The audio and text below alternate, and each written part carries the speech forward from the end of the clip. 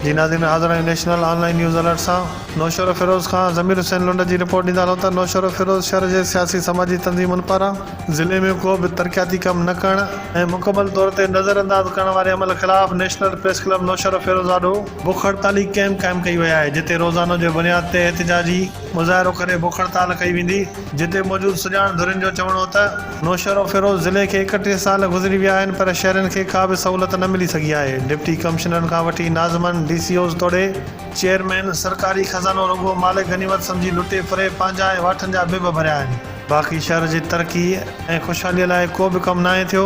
शहर जो साॻियो ई पुराणो ढांचो हुकुमराननि ऐं चेयरमैननि न मटाए सघियो आहे ऐं नई टाउन कमेटीअ खे म्यूनिसिपल जो दर्जो मिली सघियो आहे। सिविल अस्पताल में बि का सहूलियत नाहे।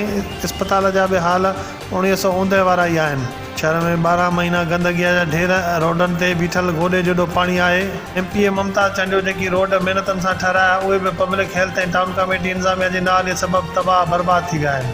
हुननि जो चवणो त असांजो हिकु ई मुतालबो आहे त फौरन टाउन कमेटी खे म्यूनिसिपल कमेटी जो दर्जो ॾिनो वञे, सिविल अस्पताल में NICVD जो वार्ड खोले, शहर मां गंदगी साफ़ करे, मिठाणी रोड ते बीठल पाणीअ खे साफ़ करे रोड जी मरम्मत कराई वञे।